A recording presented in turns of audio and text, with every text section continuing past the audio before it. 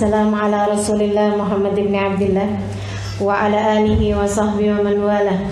Subhanaka la ilma lana illa ma 'allamtana innaka antal alimul hakim. Rabbi shrah li sadri wa yassir li amri wahlul 'uqdatam min lisani yafqahu qawli, amma ba'du. Alhamdulillah, saudari-saudariku sekalian yang saya muliakan, dan kita kajiannya pada hari ini adalah mengenai dosanya telinga, yaitu tutup telingamu, tenanglah hidupmu, gitu ya. Nah, sebelum kita awali, marilah kita baca suratul Fatihah sekali lagi. Kita minta keberkahan dari ilmu kita minta kemanfaatan yang Allah Subhanahu wa taala berikan. Semoga saja sebagaimana mudah bagi teman-teman untuk mendengarkannya, dimudahkan pula untuk dapat mengamalkannya.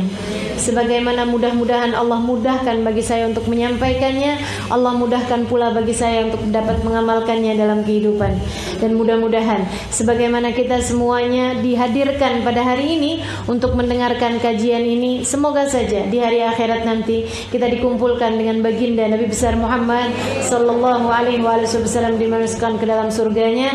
Amin ya rabbal alamin. Al-Fatihah biniyatin nafa' wal intifa' wal mudzakarah wat tadhkir ibtigha' mardatih wa qurbih wa thawabi wa husnil khatimah ma'al lutfi wal afiyah wa salahil aqibah wa ila hadratin Nabi Muhammad sallallahu alaihi wa ala alihi wa sahbihi wasallam. Al-Fatihah. Ar-Rahmanir-Rahim, Maliki yaumiddin. Iyyaka na'budu wa iyyaka nasta'in. Ihdinas siratal mustaqim. Siratal ladzina an'amta 'alaihim ghairil maghdubi 'alaihim waladdallin. Amin. Saudariku sekalian yang saya muliakan, Allah Subhanahu wa taala berfirman dalam Al-Qur'an, "Innas sam'a wal basara wal fuada kullu ulaika kana anhu mas'ula."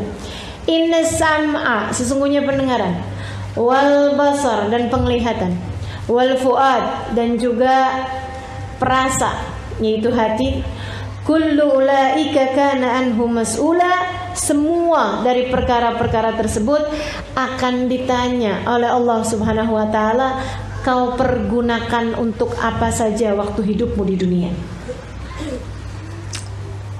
Mata, telinga, hati, lisan, tangan, kaki, semua anggota tubuh kita akan datang waktunya dimintai pertanggungjawaban oleh Allah Subhanahu wa taala. Kalau kita nggak mulai dari sejak sekarang lebih menjaga terhadap anggota tubuh kita, mau mulainya dari kapan?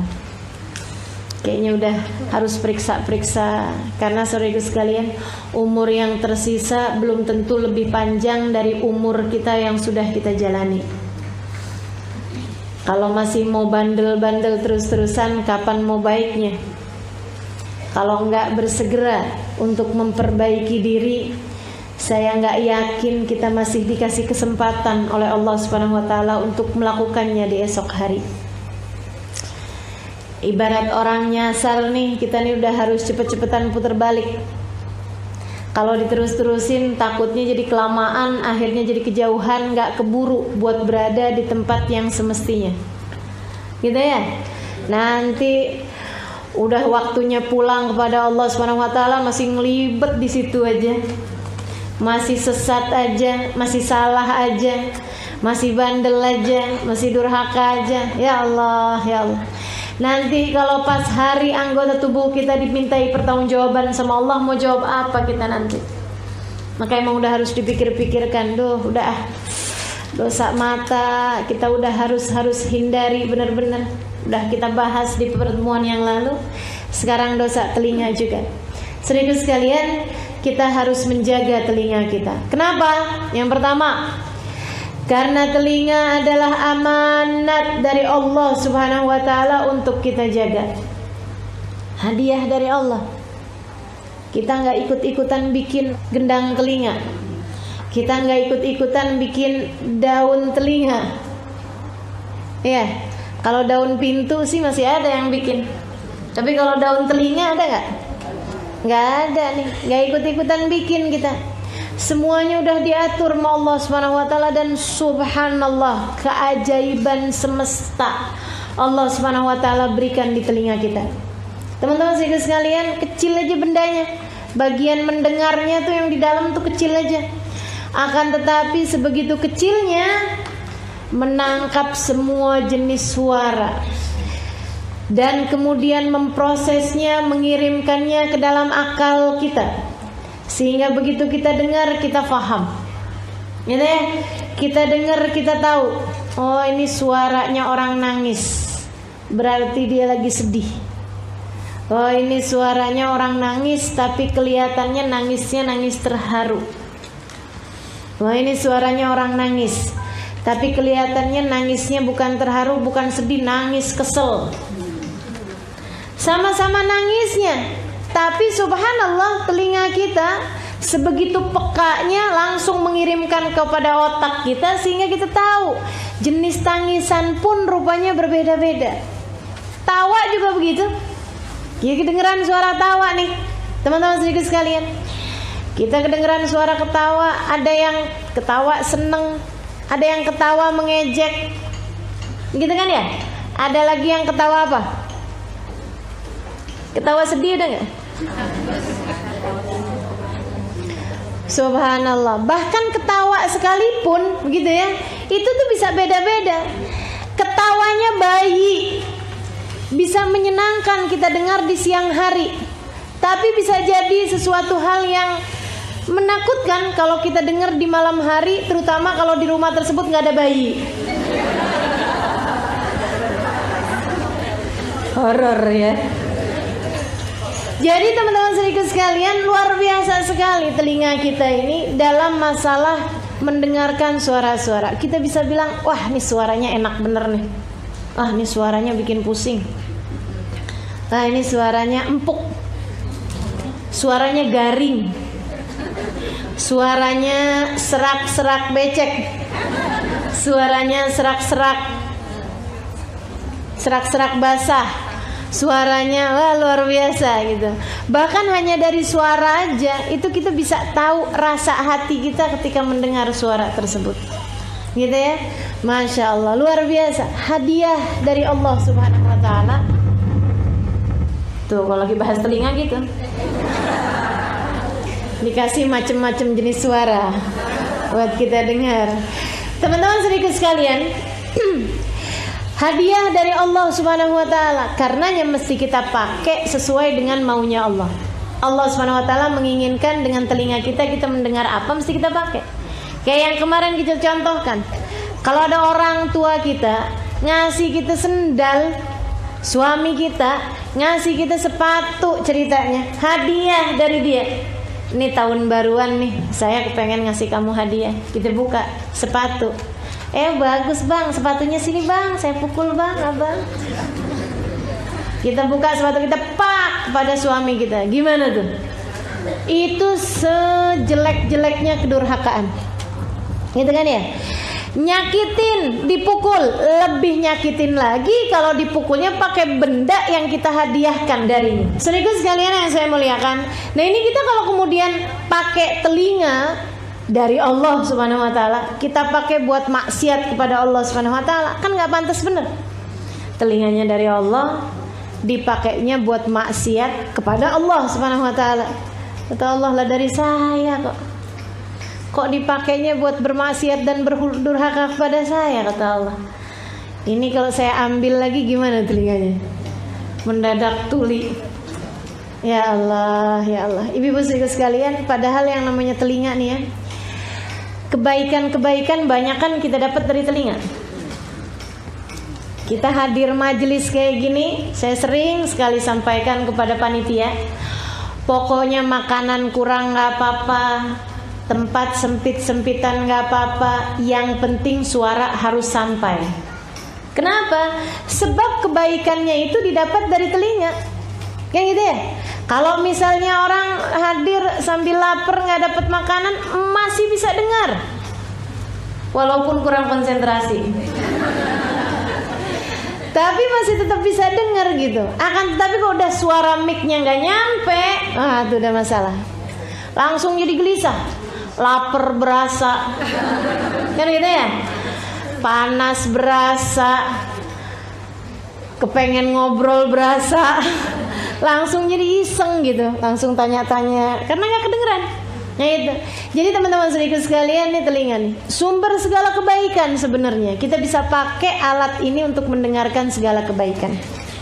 Makanya mesti kita pakai sesuai dengan apa yang Allah Subhanahu wa taala inginkan.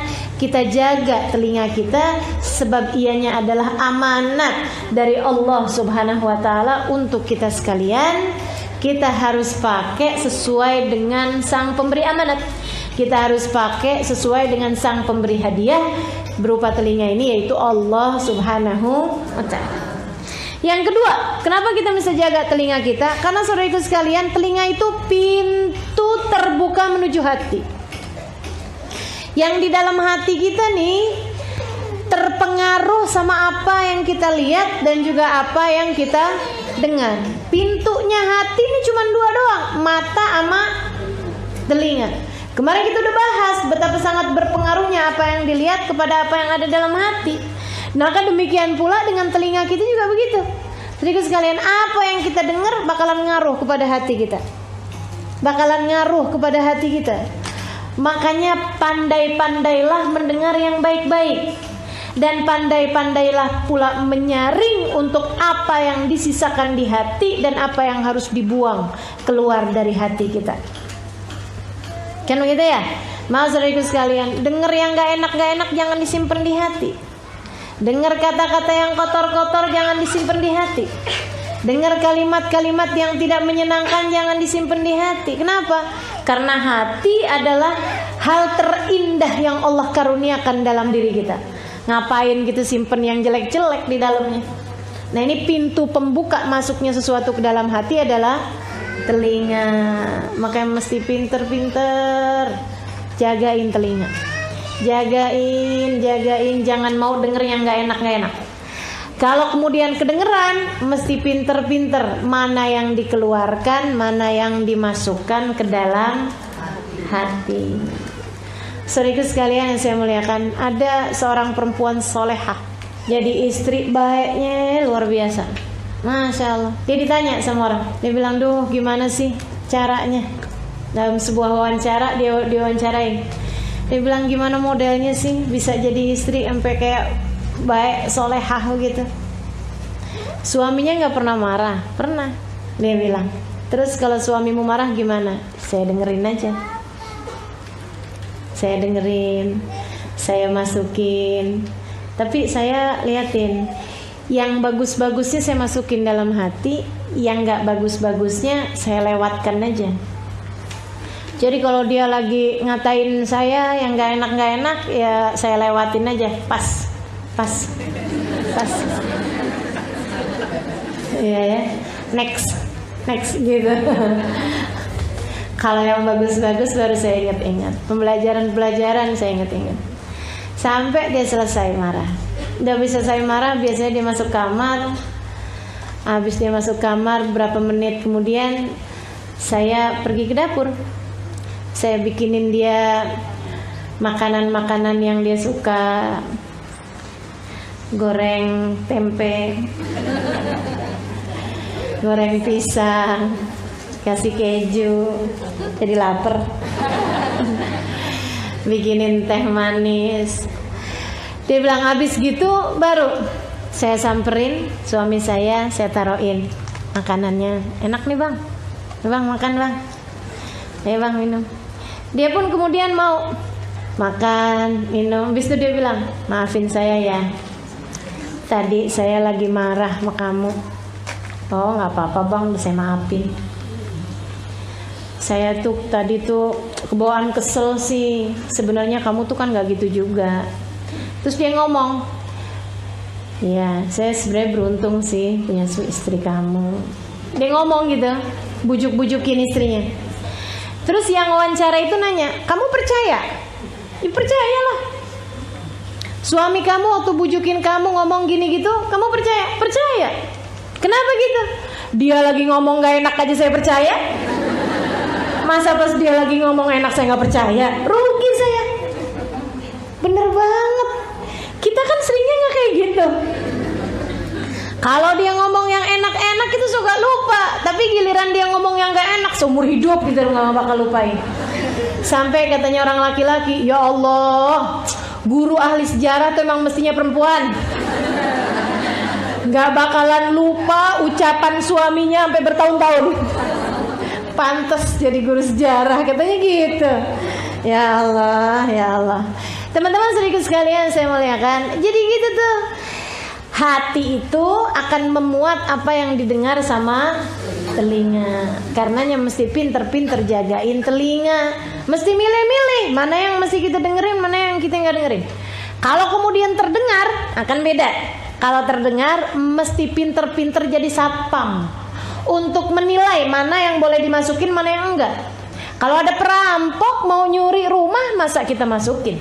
Kalau ada orang mau ngebakar rumah, masa kita masukin? Teman-teman sedikit sekalian saya muliakan, kalau ada orang mau ngebom rumah, masa kita masukin?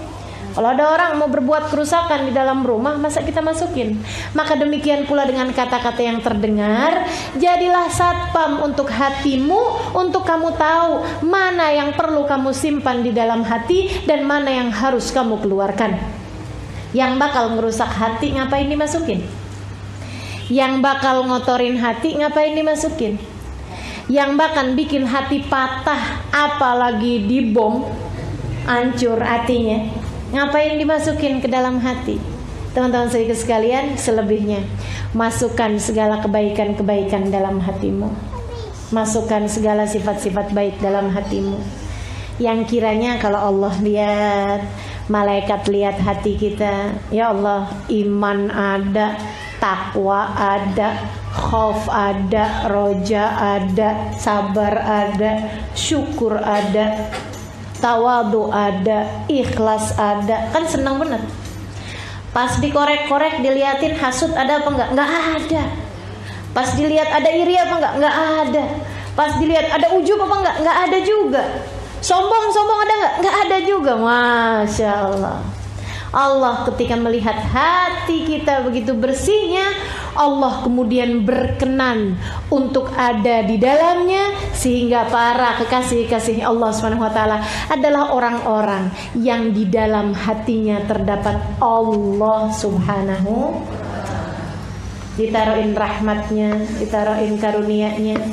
Sehingga katanya Rumi, Jalaluddin Ar-Rumi, beliau mengatakan, jangan kau kira masjid-masjid adalah bangunan-bangunan yang kau lihat di kampungmu itu, yang di atasnya terdapat bulan sabit dengan bintang. Bukan, dia bilang, masjid yang sesungguhnya adalah hati para kekasih-kekasihnya. Di sanalah Allah berada. Hatinya para kekasih-kekasih Allah, di sanalah Allah berada. Makanya kenapa kita perlu minta doa sama orang-orang soleh? Karena ada Allah dalam hati mereka yang siap mendengar dan mengijabah segenap doa-doa mereka. Gitu. Teman-teman sekalian, hati yang paling penting, makanya mesti jagain. Gimana cara jagainnya? Jaga mata, jaga telinga. Kemudian pinter-pinter nyaring yang mana yang harus dimasukkan dan mana yang harus jauh-jauh kita buang dari dalam hati kita. Insya Allah. Kemudian yang terakhir, kenapa kita perlu menjaga hati kita? Teman-teman sekalian, akan dimintai pertanggungjawaban. Segenap doa-doa, dosa-dosanya bakal ditanyain. Kenapa kamu hari itu mendengarkan ini? Kenapa kamu hari itu mendengarkan itu? Kenapa kamu ketika terdengar azan kamu gak dengerin? Kenapa kamu malahan sibuk mendengarkan keburukan? Itu semuanya akan ditanya sama Allah Subhanahu Wa Taala. Daripada ruwet ntar di saat pertanyaan, mendingan dari sekarang deh kita jagain. Insya Allah. Teman-teman sekalian, pertanggungjawabannya ruwet.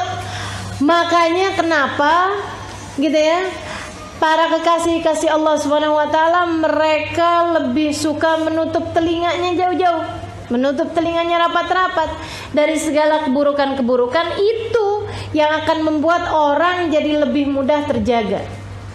Makanya kenapa perempuan-perempuan itu sama Allah Subhanahu Wa Taala disuruh, katanya Allah Subhanahu Wa Taala, waqarna fi buyutikunna, diam dirilah kalian di dalam rumah-rumah kalian. Soalnya kenapa? Kalau pergi arisan kedengaran macam-macam, kan gitu ya. Kalau kita pergi reunian, ya Allah, mana mata ketemu mantan. Telinga kemudian dengar kabar kalau dia sekarang sudah menduda. Waduh, bahaya ini ya. Jadi susah jagain diri, jadi susah jagain hati. Kalau kita biarkan mata melihat yang dia suka, telinga mendengar apa yang dia mau. Teman-teman saudaraku sekalian, karena emang paling penting udah deh, jaga-jaga. Jangan dengar yang nggak perlu didengar. Jangan dengar yang nggak perlu didengar. Jangan lihat yang nggak perlu dilihat. Jangan cari tahu yang nggak perlu kita tahu. Kayaknya kabar semuanya harus didengar, harus update. Iya, itu update apa kepo? Alasannya pakai dua hadis. Man lam yahtam bi amril muslimin falaysa minhum. Siapa yang nggak tahu keadaan kondisinya umat Islam, dia tidak termasuk di antara mereka. Ini pakai hadis buat kepentingan yang nggak benar. Teman-teman saudariku sekalian yang saya muliakan, keadaan orang di sekeliling kamu harus tahu. Tetangga sebelah nih anak yatim udah makan apa belum, itu yang harus kamu perhatikan, bukan yang kamu pikirkan. Keadaan dunia semuanya harus kamu tahu.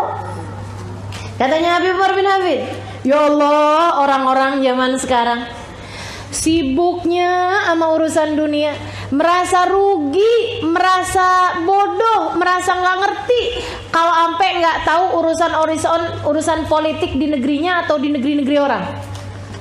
Tapi urusan Tuhannya manusia nggak ada yang suka pada peduli. Urusan apa pesan-pesan Allah kepadamu nggak cari tahu. Urusan agama nyuruh kita buat apa nggak peduli. Ya Allah, sedihnya. Setiap berapa menit sekali buka kabar. Sekarang kan di tangan. Buka Twitter, buka Facebook, buka TV, buka berita. Kan begitu ya? Update semuanya. Tapi Quran sampai pada berdebu, nggak pernah dibaca. Kalaupun dibaca, sama sekali nggak punya rasa penasaran terhadap apa isinya. Ini kan sedih nih. Sedih bener ya. Ya Allah, teman-teman sekalian, mudah-mudahan Allah jaga seluruh anggota tubuh kita. Amin ya rabbal alamin. Pertanggungjawabannya bukan ringan di mata Allah. Karenanya mesti kita jaga benar-benar telinga kita agar mendengar sesuatu yang baik, insya Allah. Yang di dalam hati terpengaruh sama apa yang didengar. Makanya Bu, pernah ada satu cerita. Ada orang di kampung bikin lomba naik apa tuh namanya, panjat pinang. Kabarnya sekarang haram hukumnya ya. MUI mengeluarkan fatwa hukumnya haram panjat pinang. Karena katanya MUI yang benar bukan dipanjat baru dipinang, tapi dipinang baru dipanjat. Oke lah. Receh ya saya ya. Teman-teman saya ikut sekalian, saya udah serius-serius katanya. Dikirain beneran gitu ya. Teman-teman saya ikut sekalian, di satu tempat ada orang bikin acara panjat pinang. Wah, tinggi bener dibikinnya, 50 meter. Sampai tinggi lah pokoknya gitu kan. Teman-teman saya ikut sekalian, oh nggak ada yang berhasil. Padahal di atas tuh dikasih hadiah pergi umroh. Misal semuanya nih pada nggak berhasil.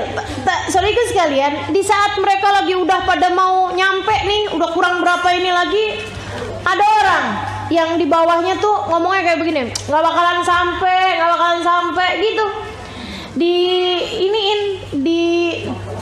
Dikomporin kayak nggak bakalan berhasil gitu. Akhirnya nggak ada yang berhasil. Ada seseorang yang kemudian ketika dibilang kamu nggak bakalan sampai, dia naik terus aja sampai nyampe ke ujung, dia yang dapat hadiah. Wah, girang dia. Begitu turun, orang-orang heran gitu. Kenapa kok kamu tuh padahal udah digitu-gituin sama orang-orang tapi tetap aja gitu. Oh, emang orang-orang lagi gituin saya ya? Saya kan budek.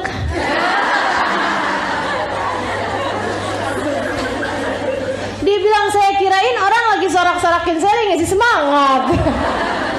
Ternyata tuh lagi. Ya Allah, ya Allah. Jadi kadang-kadang perlu kayak gitu ya. Perlu kita sumpel telinga kita tuh biar nggak kedengeran apa-apa yang bikin hati akhirnya jadi keruh, jadi terpengaruh, jadi nggak semangat buat ngapa-ngapain. Nah, mudah-mudahan dah Allah SWT jaga anggota tubuh kita, insyaallah. Amin. Teman-teman saudaraku sekalian yang saya muliakan, itu kenapa kita harus jaga hati. Nah, sekarang nih jaga telinga. Sekarang kita mau bahas apa aja sih dosanya telinga. Coba kepikir, dosanya telinga apa aja? Yang pertama, dosanya telinga mendengarkan gosip. Dengerin gosip. Innal mustami'a hadal mughtabin, katanya Nabi Muhammad alaihissalam.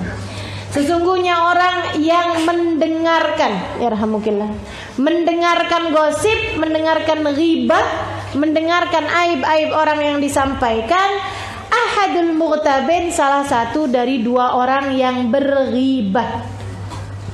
Salah satu dari dua orang yang berghibah. Karena orang tuh nggak bisa ghibahin orang sendirian. Nggak bisa depan kaca gitu, gue sebel banget sama laki gue. Itu namanya bukan ghibah, teman-teman saya sekalian. Namanya nggak jelas itu apa ya, namanya stres kayaknya ya. Jadi saudara sekalian, yang namanya ghibah itu harus ada pendengar selain daripada yang berbicara. Nah ini maka yang mendengarkan itu juga sama dengan orang yang berghibah tadi ini, membicarakan aib orang tadi ini, gitu. Makanya hati-hati gitu kan. Saya nggak ikut-ikutan kok ngomongin orang, ya, tapi kamu dengerin. Mendengarkan berbeda dengan terdengar. Nah kalau terdengar nih, kita lagi lewat kedengeran. Itu mesti kayak gimana? Kalau kayak begitu modelnya, faida marru billaghwi marru kirama. Kata Allah SWT, kamu kalau mendengar lewat, kemudian kamu mendengarkan ada orang-orang yang sedang melakukan perkara yang lagu, perkara yang gak perlu, perkara yang gak ada pentingnya, perkara yang sama sekali tidak mendekatkanmu kepada Allah, tidak memberi apa-apa kepentingan dari urusan dunia ataupun urusan akhirat, marru kirama, lewatlah dalam keadaan mulia. Gak usah ikut-ikutan cari tahu apaan-apaan. Ulang boleh gak ulang? Nah, gitu ya. Ya Allah, nggak usah. Emang tuh nambahin. Ya Allah, ya Allah. Hati-hati teman-teman saya sekalian. Itu bisa ikutan ahadul mughtabin, salah satu dari dua orang yang berghibah. Dan ghibah tuh urusannya bukan perkara yang kecil. Allah sampaikan di dalam Al-Qur'an, gitu ya. Fala yaghtab ba'dukum ba'dha ayuhibbu ahadukum an ya'kula lahma akhihi maitan fakaritum. Sama katanya Allah, orang berghibah itu kayak orang yang makan bangkai daging saudaranya sendiri. Ngeri amat. Maka teman-teman saya sekalian, kalau ngeliatin ada orang lagi pada ngomongin orang, itu sama aja kayak kita lagi ngeliatin orang yang lagi makan bangkai saudaranya. Mau ikutan apa nggak kira-kira? Nggak deh, gitu kan? Kayak gitu aja. Ya tapi jangan menunjukkan rasa jijik gimana gitu. Kalian lagi pada ngomongin orang ya? Gimana, udah kenyang? Udah kenyang? Sadis ya. Ya Allah, sini dong duduk barengan sama kita. Sorry ya. Itu namanya nggak kiroma itu ya, nggak dalam keadaan mulia. Tapi dalam keadaan mulia itu yang iya nih masih ada keperluan yang lain, maaf ya, gitu. Jalan aja gitu. Kamar mandi mana? Gitu kan? Atau apalah segala macam cara untuk membuat kita menghindar dari keadaan yang seperti itu. Gitu, teman-teman sekalian. Hati-hati sama ghibah. Jangan sampai kita masuk, alhamdulillah nggak dengerin ghibah, alhamdulillah nggak ghibah, tapi kemudian kita menjadi orang yang mendengarkan ghibah, sehingga kita pun termasuk di antara dosanya orang yang berghibah tersebut. Gitu, mendengarkan gosip. Mendengarkan gosip di TV gimana Ustaz? Sama aja. Sama aja. Makanya ibu-ibu nih, terutamanya yang tidak berkegiatan gitu ya, maksudnya nggak kerja, nggak apa gitu kan, di rumah gitu. Ibu-ibu saudaraku sekalian, saya sarankan jangan suka pada ngedengerin infotainment. Emang semua infotainment ghibah? Nggak semua, tapi banyak yang ghibah. Kalau beritanya itu berita-berita yang baik sih nggak masuk ghibah ya. si ini kawin sama si ini, nah itu nggak ghibah. Akan tetapi kalau beritanya perceraian, si istri ngejelekin suaminya, suami ngejelekin istrinya, abis-abisan, waduh, belum lagi pertengkaran antara artis ini sama artis itu, gitu ya, belum lagi kita ngata-ngatain dia, begini begitu segala macam, aduh, itu termasuknya ghibah, mana susah lagi minta maafnya.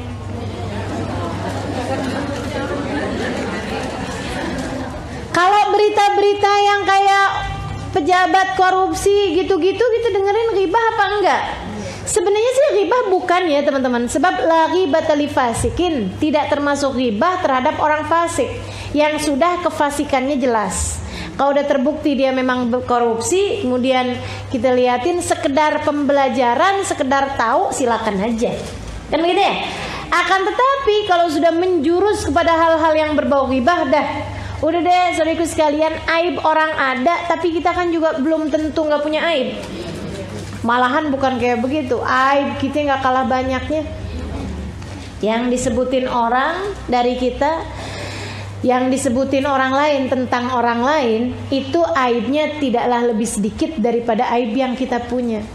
Makanya daripada kayak begitu, mendingan lana a'maluna walakum rahimallahum ra'an, kata Nabi Muhammad, didoain. Saudaraku sekalian, nih ya, bayangin kalau Nabi Muhammad masih hidup sekarang, pengen ketemu apa enggak? Banget ya. Kalau ketemu mau ngapain?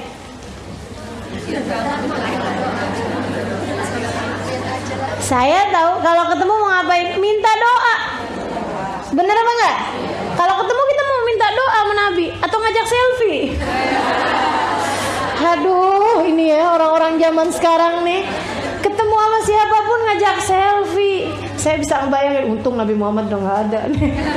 Nabi Muhammad ada nih, ya Allah. Rasul sebentar, cekek. Nggak asik banget kita caranya memperlakukan ulama-ulama kita ya. La ilaha illallah. Teman-teman sekalian, kalau Nabi Muhammad ada, pastilah kita akan minta doa sama beliau. Nah ini, saya kalau pelajarin waktu hidupnya Nabi tuh ada orang-orang yang masa hidupnya Nabi udah didoain Nabi. Salah satunya, rahimallahum ra'an a'ana ala ibnihi libirrih. Kata Nabi Muhammad, semoga Allah kasih rahmat terhadap orang tua yang memudahkan anaknya berbakti padanya. Nggak suka ngasih perintah-perintah yang berat-berat, anaknya jadi gampang bakti. Itu udah didoain rahmat Nabi Muhammad alaihissalam. Salah satunya lagi didoain rahmat nih yang berkaitan dengan kajian kita hari ini. Katanya Nabi Muhammad alaihissalam, rahimallahum ra'an ishtaghala bi uyubi nafsi an uyubi ghairi. Semoga Allah kasih rahmat. Ini disayangin bener sama Nabi. Ya Allah, rahmatilah ya Allah. Umat saya yang modelnya kayak begini nih. Yang kayak gimana Rasulullah? Ishtaghala bi uyubi nafsi an uyubi ghairi. Sibuk memperbaiki aib dirinya sendiri sampai enggak tahu aib-aibnya orang lain. Dia enggak cukup mendengarkan, dia enggak cukup cari tahu tentang aib-aibnya orang lain karena merasa aib dirinya masih begitu banyak. Karena aib dirinya lah yang paling penting untuk dia dengarkan, untuk dia cari tahu, dan dia berusaha untuk memperbaikinya. Maka saudara sekalian saya muliakan, hati-hati sama ghibah, hati-hati sama mendengarkan orang berghibah. Mudah-mudahan Allah jaga kita semua. Amin. Ya Rabbal Alamin. Ada seorang perempuan solehah, terjaga benar-benar. Bapaknya soleh, salah satu dari wali min auliyaillah. Satu hari si anak perempuannya bilang, "Mbak, izin dong Mbak, mau ngapain? Mau hadir kondangan, ketemu sama teman-teman, ngeliat-liatin orang di kampung. Kok kayak saya nggak pernah hadir gitu." Kata abahnya, "Duh nak, nggak aman. Nanti kamu tuh akan mendengarkan orang riba, akan ngomongin orang akhirnya." "Oh enggak Pak, nggak ada. Insya Allah. Abah tahu kan, saya juga emang orang berusaha buat hati-hati. Coba aja gitu, coba." Kata abahnya, "Coba nak, kamu nggak pengen ngomong apa-apa?" "Enggak, saya mau rapi, jagain mulut." "Coba kamu minum air, kamu taruh air dalam mulut kamu, ayahmu doa." kalau sampai ada yang enggak baik yang kamu dengar, termasuk dalam urusan dosa, ketika keluar nanti, ketika pulang nanti airnya udah jadi darah, udah jadi najis. Ya, bismillah. Dia masukin air ke dalam mulutnya sedikit. Jadi dia pergi nih, hadir ke undangan. Teman-teman sekalian, aman, dijagain hatinya, bener-bener nggak ngomong nggak apa. Namanya ada air di mulutnya, nggak bisa ngomong juga. Kalau ngomong kan airnya keluar. Jadi dia aman, jalan aja gitu, liatin, hatinya terjaga. Setiap lihat orang, ingetin kebaikannya, ini itu segala macam, nggak dengerin orang ngomong gak enak. Pulang-pulang, coba kamu buka ini, jadi darah. Kok bisa ya bah ya? Kata si anaknya. Kok bisa nih? Asli bah, saya nggak dengerin apa-apa. Dan saya selalu berpikir yang baik-baik juga. Kenapa kok bisa kayak begitu? Coba kamu inget-ingetin lagi. Ada nggak perkara buruk yang kamu pikirkan tentang orang lain karena mendengar orang ngomong? Ingat. Iya sih bah, ada juga ternyata. Apaan itu? Saya ada ngelihat orang masuk ke dalam rumah tersebut, masuk ke dalam acara tersebut, yang satu pendek, yang satu tinggi. Yang pendek bajunya kepanjangan. Yang tinggi bajunya kependekan. Jadi orang-orang pada ngomong, bajunya kebalik. Mestinya kan yang mana pakai baju yang mana ya? Gitu. Saya begitu ngelihatnya, iya gitu. Segitu doang teman-teman saya sekalian. Ya Allah. Itu kalau orangnya denger kira-kira seneng apa sedih? Sedih. Itu aja tuh. Udah termasuk diantara dosanya telinga. Gimana dengan kita nih? Kalau keluar udah gak aman aja. Jangankan keluar, di dalam rumah pun gak aman. Ya Allah, emang mesti benar-benar minta sama Allah buat dijagain telinga kita. Mesti pinter-pinter jaganya. Ya, jadi itu. Yang pertama dosanya telinga adalah mendengarkan gosip. Kemudian dosanya yang kedua. Nah, nih, saudara sekalian, mendengarkan musik-musik atau lagu-lagu yang mendatangkan kepada fitnah. Nggak semua lagu, nggak semua musik nggak boleh didengerin atau nggak bagus didengerin. Nggak apa-apa. Tadi tuh ada musiknya, ya kan ya? Tapi semuanya adalah sholawat, semuanya adalah suatu hal yang mendekatkan kita insya Allah kepada Nabi besar Muhammad alaihissalam, mendekatkan kita kepada surga. Terus yang model kayak gimana? Tuh yang orang-orang pada dengerin tuh lagu-lagu yang artinya mengarah kepada fitnah, mengarah kepada khana, mengarah kepada perzinaan. Saudara sekalian, saya muliakan, ngelihat judulnya aja sudah serem. Cinta Satu Malam. Sudah modelnya kayak gimana tuh? Belum dengar saya tuh lagunya. Kayak gimana tuh lagunya? Sedih bener kan, baru ngelihat judulnya udah sedih bener. Itu hal-hal yang mendekatkan orang kepada perzinaan. Kekasih gelapku. Itu maksudnya apa tuh? Maksudnya pacaran sama lampu lagi mati nih. Kekasih gelap sama listrik mati. Teman-teman sedikit sekalian. Jadi semua hal-hal yang orang ketika dengernya tuh mendekatkannya kepada perzinahan, itu tidak diperkenankan untuk kita dengar. Yang kalau setiap kita dengar jadi melayang-layang pikiran, jadi keingetan sama yang ibu-ibu nih, keingetan zaman-zaman muda. Yang adik-adik jadi keingetan sama si fulan bin fulan, gitu ya. Waduh, itu dia tuh nggak baik tuh. Itu yumbitun nifaq, katanya Nabi Muhammad alaihissalam.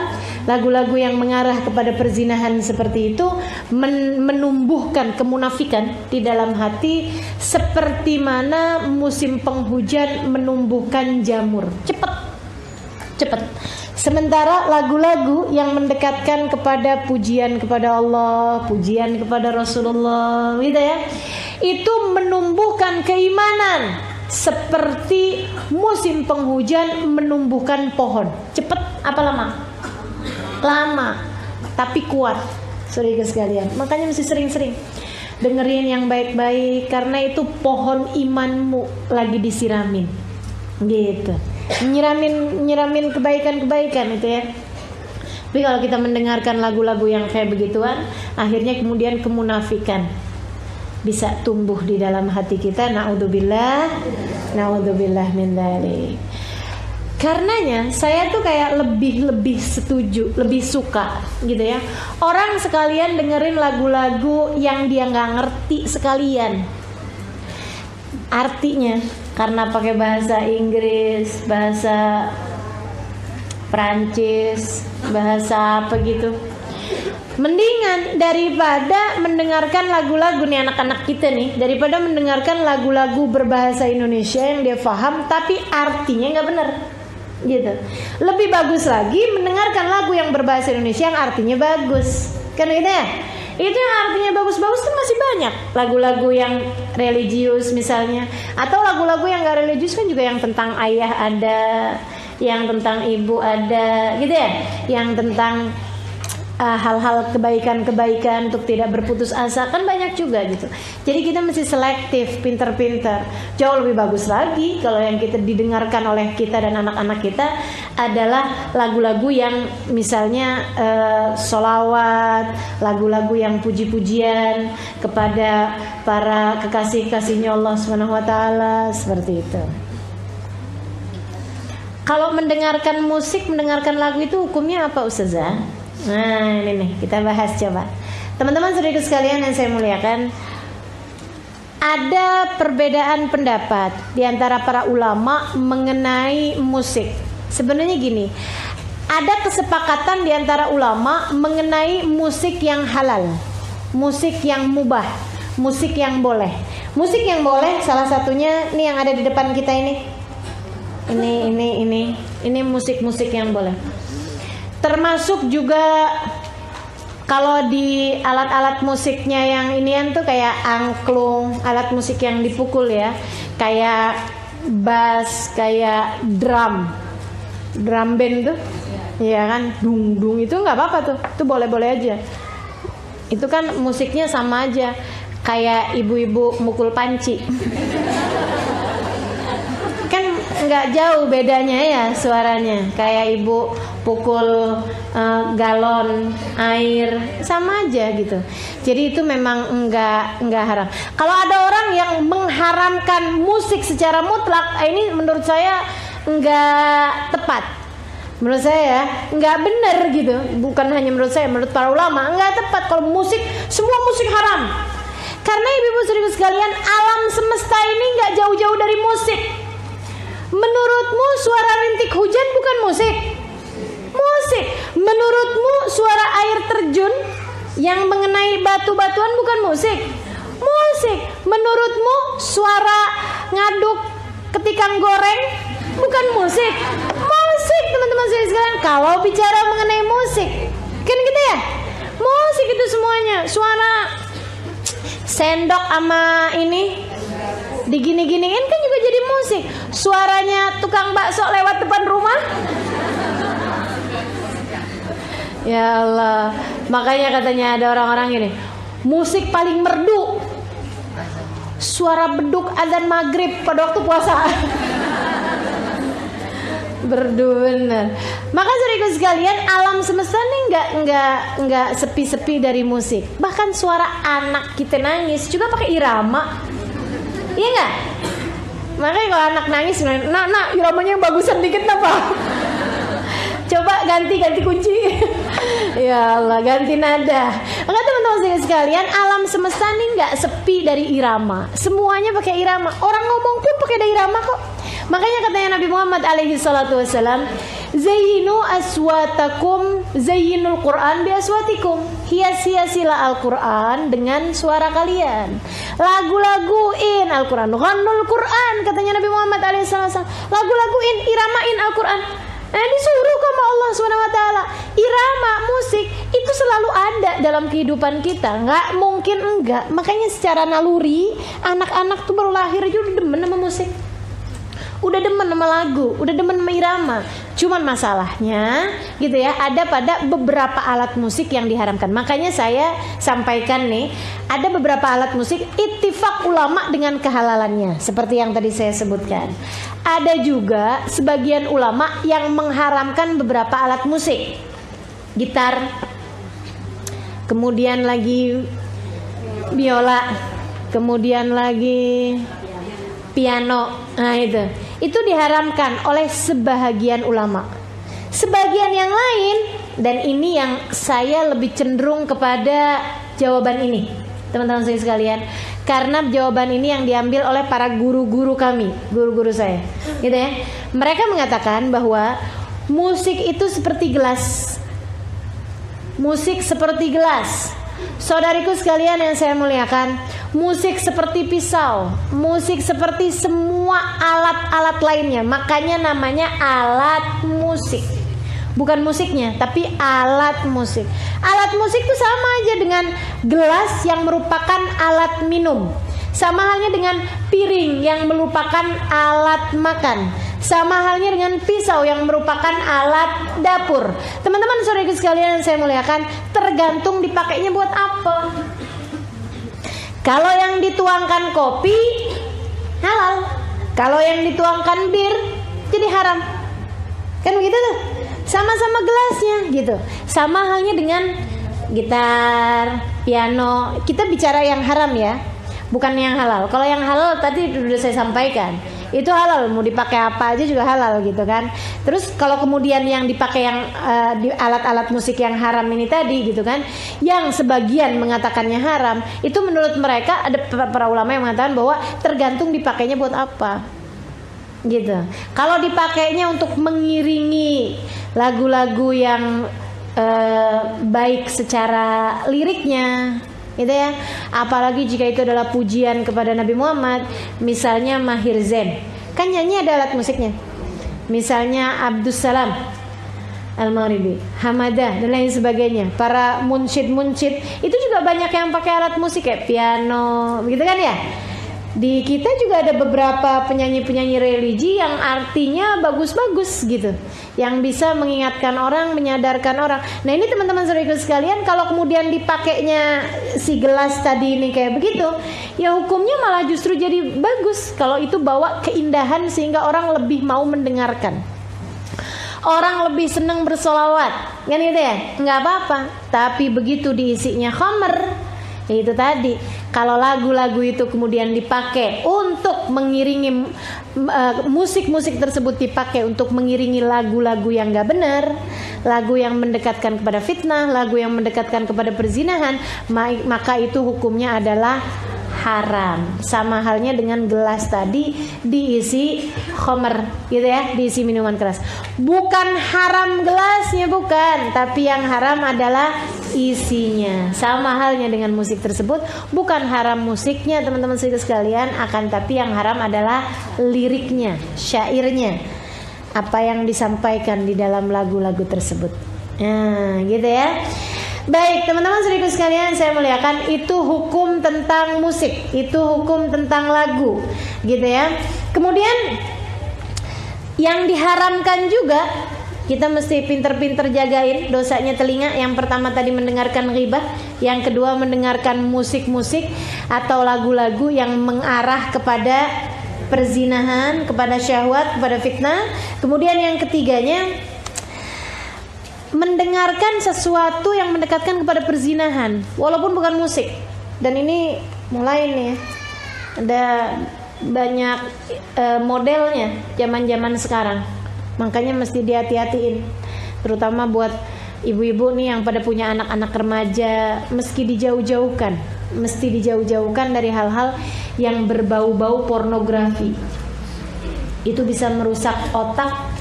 Kabarnya kerusakan yang ditimbulkan lebih besar daripada kerusakannya otak disebabkan karena narkoba. Gitu. Kayak phone sex yang begitu-begitu loh. Maksudnya kayak dengerin suaranya. Kalau buat laki-laki itu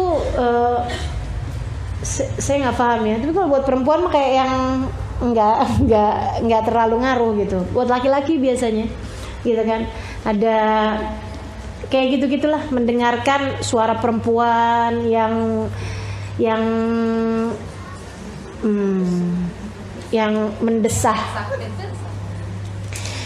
mendesah-desah gitu ya. Nah, itu semuanya hukumnya adalah haram. Karena perbuatan zina itu yang haram bukan hanya zinanya, akan tetapi segala sesuatu yang mengarah kepada perzinahan. La taqrabuz zina innahu kana fahisyatan wa sa'a sabila. Kemudian saudara sekalian, yang juga merupakan dosanya telinga, mendengarkan omongan orang yang gak kepengen didengerin. Nguping, nyensor, kemudian lagi mendengarkan percakapan-percakapan yang orangnya gak kepengen didengerin. Itu hukumnya adalah haram, gitu kan. Orang lagi berantem suami istri kita dengerin. Yasma'un kalaman wahum lahu karihun. Mendengarkan sesuatu dan mereka gak kepengen suara tersebut didengerin. Karenanya kemudian menjadi haram orang bertiga, kemudian dua orang berbisik-bisik. Itu haram hukumnya. Jadi kalau kita lagi bertiga gitu ya, kemudian dua orang, satu sama dua, A sama B gitu ya, bisik-bisik dengan mengindahkan si C. C-nya jadi nggak tahu kan apa yang dibisikin. Itu hukumnya haram. Kenapa bisa kayak begitu? Karena kan akan melukai perasaannya si C. Dan lagi pula orang kayak begitu tuh ibu-ibu sekalian, walaupun apalagi saling kenal ya, nggak kenal aja langsung jadi ngeliatin dirinya, kenapa nih saya? Merasanya dia yang lagi diomongin. Padahal bisa jadi bukan begitu, kan gitu ya? Bisa jadi bukan dia yang diomongin. Tapi kalau udah yang namanya berbisik-bisik di tengah tiga orang, dua orang A sama B bisik-bisik, itu hukumnya haram. Karena melakukan sesuatu hal yang membuat si yang ketiganya menjadi tersakiti. Termasuk juga diantaranya adalah kalau ada orang lagi ngomong sesuatu yang nggak kepengen didengar, kita jangan coba-coba untuk cari tahu, cari dengar gitu ya. Apaan nih? Kira-kira ngomong apa sih? Ya Allah, nguping itu nggak bagus. Itu termasuk dari dosa-dosanya telinga. Dosanya telinga yang berikutnya, saudara sekalian, tidak mendengarkan azan. Jadi kita kalau lagi ada azan, itu kita bisa dengerin. Hukumnya wajib untuk mendengar azan dan menjawabnya. Kalau kedengeran azan, dengan beberapa persyaratan. Satu, syaratnya azannya live, azannya secara langsung. Jadi kalau azannya itu suaranya di handphone, itu kan memang udah tersimpan, bukan live kan. Nah itu nggak wajib dijawab, nggak wajib didengerin, gitu ya. Apalagi kalau dia pasang di handphonenya itu suara azan sebagai ringtone. Tiap denger, bukannya diangkat teleponnya malah didengerin azannya. Kelakuannya. Allahu Akbar, Allahu Akbar. Marhaban bil qailatan. Tiap dengar azan bukannya dijawab teleponnya, malahan dijawab azannya karena suara panggilannya azan. Jadi teman-teman sekalian, suara azan itu wajib didengarkan, satu kalau dia adalah live secara langsung. Kemudian yang kedua, memang waktunya azan. Walaupun suaranya live secara langsung memang ada orang azannya, nggak wajib didengarkan. Kalau kemudian engkau lagi dengerin lomba azan, gitu ya. Tiap orangnya azan, marhaban bil qailatan, marhaban nasratin. Allahu Akbar, Allahu Akbar, Allah terus jadi jawabin azan karena lagi jadi juri. Ya enggak tuh. Jadi yang sesuai dengan waktunya. Satu live, kedua sesuai dengan waktunya. Yang ketiga, suara adzan yang terdekat. Jadi kalau walaupun live tapi suara adzannya itu jauh atau suara adzannya itu beruntun. Banyak kan ya, kadang saya apalagi kalau deket rumah kita dengan musola, dengan masjid, suara adzan satu kedengeran, itu nggak semuanya wajib kita jawabin. Akan tetapi kita wajib mendengarkan yang terdekat. Kalau sama-sama dekatnya, sama-sama jelasnya, kita wajib menjawab hanya yang pertama. Jelas ya? Jadi kalau suara adzan berturut-turut, yang wajib kita dengarkan hanyalah yang pertama. Kalau kemudian jelas suara adzan yang pertama. Kalau suara adzan yang pertama nggak jelas, maka yang wajib didengarkan adalah yang paling jelas atau yang paling dekat dengan tempat kita. Seperti itu. Jadi teman-teman saudara sekalian, ini mengenai adzan. Dan kalau kita bicara tentang adzan nih, saudara sekalian yang saya muliakan, ada beberapa hal yang kita sunnah untuk lakukan ketika suara adzan terdengar. Pertama, ketika dengar suara adzan, Allahu Akbar, kita disunnahkan untuk mengatakan marhaban bil qaili adlan, marhaban bis salati ahlan wa marhaban. Marhaban bil qaili adlan, marhaban bis salati ahlan wa marhaban. Nah, itu dicatat kebaikan-kebaikan yang banyak tuh. Apalagi jika diiringi dengan rasa sukacita. Alhamdulillah, ketemu duhur lagi, sholat lagi, alhamdulillah. Ketemu asar lagi, alhamdulillah. Marhaban bil qaili adlan, marhaban bis salati ala marhaban. Selamat datang wahai yang menyampaikan panggilan yang paling adil, panggilan yang terbaik.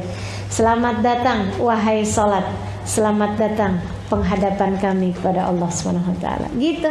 Teman-teman sekalian, dengan rasa sukacita. Saya alhamdulillah sukacita ketika mendengar azan maghrib di bulan Ramadan. Semuanya kayaknya ya. Tapi kalau buat rasa senang setiap kali mendengar azan, ini memang urusannya sama hati, teman-teman sekalian. Kita masih lebih sering kalau dengar azan ini, udah duhur aja. Ntar kedengeran asar, udah asar aja, perasaan baru aja duhur.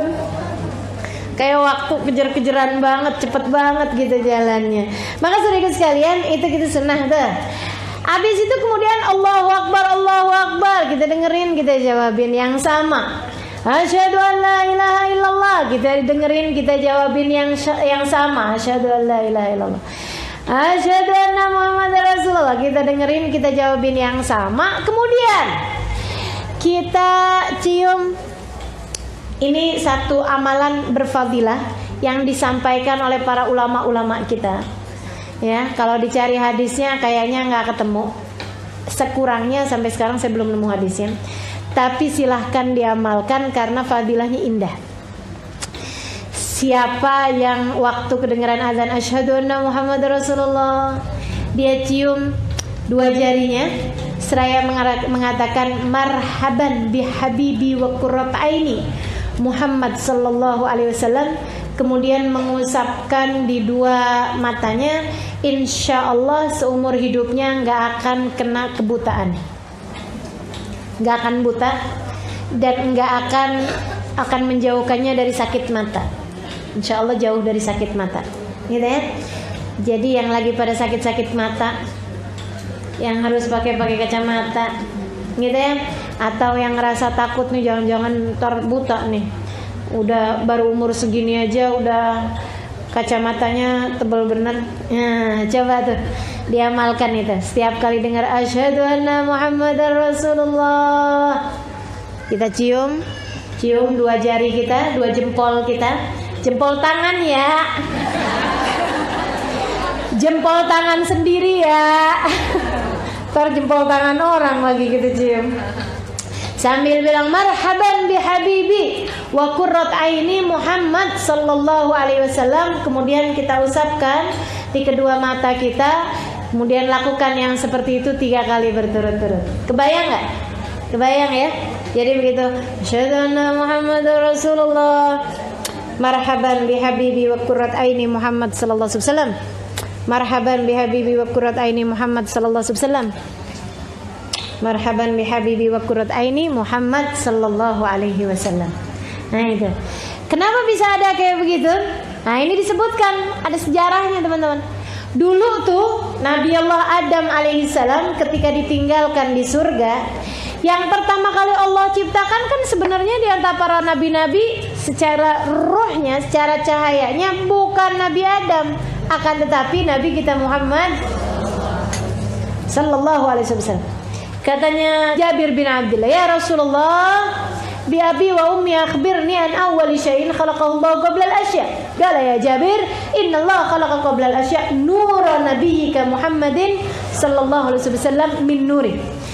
Katanya sahabat Jabir bin Abdullah, "Duh Rasul, saya mau nanya dong nih. Menurut saya penting bener nih, saya pengen tahu apa yang pertama kali Allah ciptakan sebelum segala sesuatu." Katanya Nabi Muhammad, wahai Jabir, yang pertama kali Allah ciptakan sebelum segala sesuatu adalah cahayanya Nabi Muhammad sallallahu alaihi wasallam. Allah ciptakan dari cahayanya Allah. Jadi ketika Allah kemudian menciptakan jasadnya Nabi Allah Adam alaihissalam, Allah simpankan cahaya tersebut. Pertamanya di kening. Nabi Adam heran aja, kenapa nih semua orang ngeliatin kening dia gitu. Kenapa sih Allah, kan belum ada kaca ya? Kenapa semua orang ngeliatin kening saya? Karena ada cahayanya Muhammad, aku simpankan di keningmu. Ya Allah, pindahin apa? Gak enak nih saya. Katanya Allah SWT, oke, baik, dipindahin. Dipindahin kemana? Teman-teman saudaraku sekalian, dipindahin kedua jari. Dua jarinya Nabi Adam, dua jempolnya Nabi Adam, jempol tangan. Nabi Adam senang liatin. Ini apa ya Allah? Cahayanya Nabi Muhammad yang kau minta pindahin dari dahi ke jempol. Wah, Masya Allah. Marhaban bi habibi qurrat aini Muhammad sallallahu alaihi wasallam. Gitu katanya Nabi Adam alaihissalam. Gitu ya. Makanya kemudian ada amaliyah seperti itu. Yang kemudian saya nggak mau ngamalin, nggak ada hadisnya, nggak apa-apa juga. Gak ada masalah. Tapi yang mau ngamalin kan gak apa-apa juga. Masalah buat lo kan enggak ya. Seharusnya gak jadi masalah. Ya, mau ngamalin ya biarin. Kata-katanya bagus juga kok. Kan gitu. Jadi teman-teman saya sekalian seperti itu. Sampai kemudian Nabi Adam memilih untuk, ya Allah kayaknya gak enak juga ya ini di tangan nih. Pindahin akhirnya kemudian ke sulbinya Nabi Adam alaihissalam. Teman-teman saudara sekalian yang saya muliakan, itu mengenai azan. Nanti kalau sampai di hayya 'alas shalah, hayya 'alal falah, kita jawabin dengan mengatakan la haula wala quwata. Allahu akbar, kita jawab sama. La ilaha illallah, kita jawab sama. Kemudian kita baca doa sesudah mendengar azan. Apa doanya? Allahumma rabba hadhihi da'wati tammah was-salatil qa'imah ati sayyidina Muhammadanil wasilata wal fadilah wasyaraf wad darajatal 'aliyata rafi'a ba'atul maqamal mahmud alladzi wa'attah innaka la tukhliful mi'ad ya arhamar rahimin. Baca yang seperti itu diawali dengan alhamdulillah, diawali dengan hamdalah. Jadi begitu la ilaha illallah, nggak pakai Muhammadur Rasulullah, nggak pakai. Kita kan kebiasaan kalau dengar udah la ilaha illallah kayaknya langsung Muhammad Rasulullah. Ini salah satu tempat yang kita nggak sunnah untuk menjawab dengan Muhammad Rasulullah. Jadi begitu la ilaha illallah udah kelar, alhamdulillahirabbil alamin. Allahumma shalli wa sallim ala sayyidina Muhammad wa ala ali sayyidina Muhammad. Allahumma rabb hadhihi ad-da'wati tammah wassalatil qa'imah ati sayyidina Muhammadin wasilatul fadilah wa syarafad darajatal aliyah rafi'atul maqamal mahmud alladzi wa'attah innaka la tukhliful mi'ad ya arhamar rahimin. Kata Nabi Muhammad, siapa yang setiap kali dengar adzan dia jawab begitu, wajabat lahu syafaati, wajib baginya mendapatkan syafaatku. Amin ya rabbal.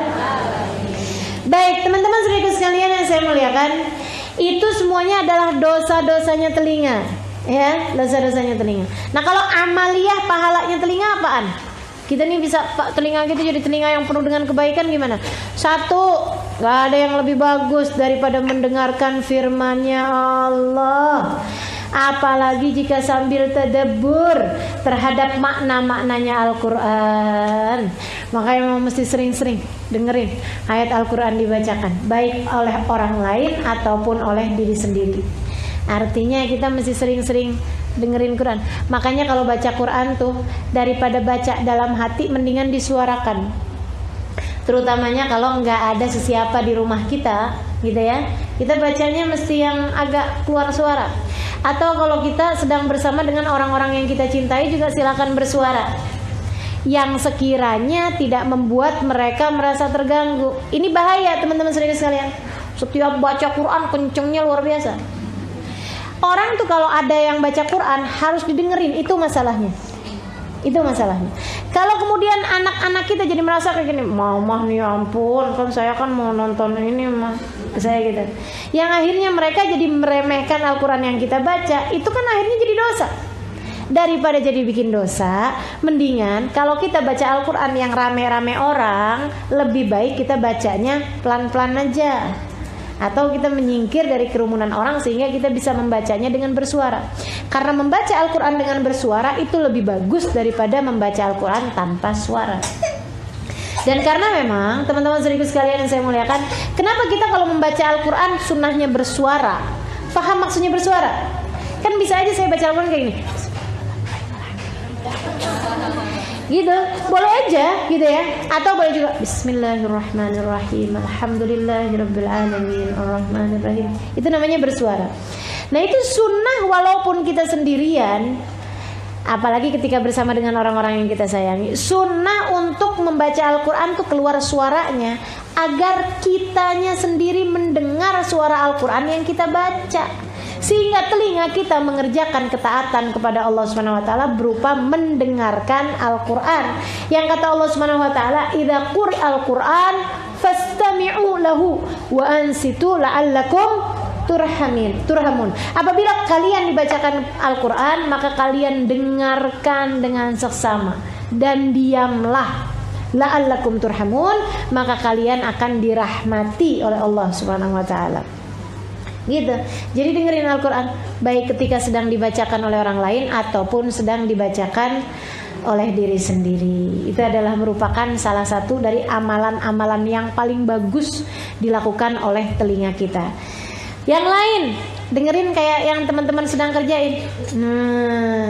Ya, dengerin mudzakarah, dengerin peringatan-peringatan, dengerin nasihat-nasihat agama, dengerin pelajaran-pelajaran ketika sedang disampaikan. Itu semuanya merupakan makanan-makanan buat hati kita. Itu tuh kayak lagi makan. Nih teman-teman kayak gini nih, sekarang nih lagi dengerin. Yang dengerin ya, yang saya ditinggal tidur lain lagi. Yang ngedengerin nih teman-teman sekalian, nih kayak lagi makan nih, lagi makan. Nih kayaknya sekarang udah mulai kelihatan kenyang nih. Gitu ya. Jadi saudara sekalian, itu makanan yang kayak beginian nih, ini cukup buat beberapa hari. Begitu katanya Abu Dzar Al-Ghifari alaihi ridwanallah. Tergantung dari mutunya, tergantung dari kualitasnya. Satu pembicaraan itu akan menjadi makanan buat hati-hati kita. Abu Dzar mengatakan, bahkan dengan bersumpah, katanya beliau, sungguh demi Allah, ala tara al-jasad idza muni'a min ta'amihi thalathata ayyam yamut wa mithluhu al-qalb idza muni'a min ta'amihi thalathata ayyam yamut. Tidakkah kalian lihat, bukankah badan apabila terhalang dari makanannya 3 hari dia akan mati? Demikian pula dengan hati, kalau 3 hari enggak dengar-dengar kebaikan apapun dia akan mati. 3 hari katanya Abu Dzar. Katanya ulama yang lain mengatakan 1 minggu. Makanya laki-laki wajib dengerin khutbah Jumat sekurangnya seminggu sekali untuk menjadi makanan buat hati mereka. Kita gimana? Kita ngaji. Alhamdulillah perempuan di Jakarta nggak terima seminggu sekali, tiap hari jalan majelis. Alhamdulillah, gitu ya. Yang nggak di Jakarta gimana? Alhamdulillah juga sekarang bisa mendengarkan dari berbagai macam media. Ini kajian kita hari ini juga didengarkan oleh teman-teman. Nah itu juga mudah-mudahan bisa menjadi makanan buat hati-hati para pendengarnya. Walaupun sih mereka secara pahala banyakan yang duduk di sini, tenang aja. Karena yang duduk di sini nggak mungkin mendengarkan kajian saya sambil nyetrika. Yang di Facebook nih sambil nyetrika, sambil masak, pahalanya beda ya. Maka teman-teman sekalian, mendengarkan mudzakarah itu luar biasa banget. Bahkan ada para ulama-ulama yang ketika menyampaikan sesuatu, makanannya nih yang disampaikan nih cukup buat seumur hidup. Luar biasa benar. Ada seorang ulama ditanya, ketika ditanya dia bilang Sayyidina Hatim al-Asam, salah ini ya. Ketika ditanya, oh, kau ini menjadi orang luar biasa kayak begini, gimana ceritanya Hatim? Emang dari kecil udah Masya Allah atau gimana nih? Dia bilang enggak, akan tetapi bermanfaat bagi saya. Nafa'ani mau'ibatat Ibnu Semak. Dia bilang saya jadi kayak begini, jadi ahli ibadah, jadi orang yang memutuskan untuk meninggalkan dunia dan sibuk terhadap urusan akhirat karena bermanfaat bagi saya nasihatnya Ibnu Semak. Saya satu hari dengerin kajian dari Ibnu Semak, seorang ulama. Dia bilang, Ibnu Semak mengatakan, man aqbal 'ala Allahi bi kulliyatihi aqbalallahu alaihi jumlah. Man a'rad 'anillahi bi kulliyatihi 'aradallahu anhu jumlah wa man kana sa'ah wa sa'ah kana Allahu lahu sa'ah wa sa'ah. Dia bilang siapa yang menghadapkan dirinya sepenuh hatinya kepada Allah, Allah pun menghadapkan seluruh rahmatnya kepada orang tersebut. Siapa yang berpaling dari Allah secara keseluruhan, Allah pun berpaling darinya secara keseluruhan. Dan siapa yang sesaat-sesaat, Allah pun baginya sesaat-sesaat. Dia bilang saya mendengar itu, gemeteran jiwa saya, dan saya memutuskan untuk menghadapkan seluruh hidup saya yang tersisa kepada Allah Subhanahu wa taala secara keseluruhan. Dan itu yang membuat saya menjadi orang yang seperti ini sekarang. Luar biasa, dapat nasihat dikitan doang udah manfaat seumur hidup. Kita ini terima tiap hari dapat nasihat. Mudah-mudahan ya. Biar kata gimana juga mudah-mudahan ada yang nyampe. Bagaimanapun la yastawil ladina ya'lamuna wal ladina la ya'lamun. Enggak sama orang yang pernah dengar sama orang yang enggak pernah dengar sama sekali. Enggak sama orang yang pernah tahu dengan orang yang enggak pernah tahu sama sekali. Gitu ya. Apalagi yang bermanfaat, dengerin puji-pujian tentang Nabi Muhammad. Makanya teman-teman sekalian, kenapa saya paling suka tuh kalau majelis-majelis saya awali dengan kalau nggak sholawatan, kalau nggak maulidan, gitu ya, kalau nggak baca burda, puji-pujian kepada Nabi. Kenapa? Karena gini, inda dzikri salihin tanazzalatir rahmat. Ketika disebut nama orang soleh, turun hujan rahmat. Ini baru disebutin namanya orang soleh. Bagaimana dengan namanya manusia yang paling soleh? Baginda Nabi besar Muhammad sallallahu alaihi wasallam. Nabinya orang soleh, teman-teman sekalian. Waduh, turun rahmatnya Allah. Jadi ketika kemudian majelisnya dimulai, rahmatnya udah turun. Kan enak saya, nggak usah susah-susah. Rahmatnya udah turun. Saya merasa nggak cukup percaya diri untuk menurunkan rahmatnya Allah. Tapi kalau udah rahmatnya Allah udah turun, kan enak jadinya. Sayanya juga kerahmatan. Ibu-ibu yang hadir juga kerahmatan, gitu ya. Semua yang hadir udah diturunin rahmatnya Allah, sehingga ketika kemudian nasihat demi nasihat disampaikan, nah itu rahmat yang diturunkan, menjadikan kita orang yang lebih mudah mengamalkan nasihat tersebut, mudah untuk masuknya nasihat tersebut ke dalam hati, dan mudah-mudahan mudah pula untuk dapat mengamalkannya, insya Allah. Saudariku sekalian yang saya muliakan, kemudian pakailah telingamu untuk banyak-banyak mendengarkan manusia, mendengarkan orang yang bukan haram tentu saja, mendengarkan yang perlu engkau dengarkan dari keinginan orang tuamu, keinginan suamimu, keinginan anak-anakmu. Itu akan menjadikan telingamu telinga yang luar biasa. Alladzina yastami'una al-qawla fayattabi'una ahsana. Fabashshir ibad, kata Allah, berikan kabar gembira pada hamba-hambaku. Siapa mereka ya Allah? Yang senang mendengarkan kebaikan dan mengamalkan yang terbaiknya. Gitu. Jadi istri akan jadi istri yang paling disayang sama suaminya kalau dia pandai mendengarkan suaminya. Apa maksudnya pandai mendengarkan? Kalau dia ngomong didengerin, itu iya juga. Teman-teman sekalian, kalau kita setiap kali dia ngomong kita dengerinnya bukan cuma pakai telinga, tapi pakai hati. lama-lama kita akan bisa mendengarkan bahkan yang nggak pakai disuarakan sama suami kita. Dia baru ngelirik doang kita udah paham. Apa yang dia mau tuh kita tahu gitu. Suami saya gitu, kalau ada tamu dia ngelirik saya sudah tahu. Oh maksudnya sediain air.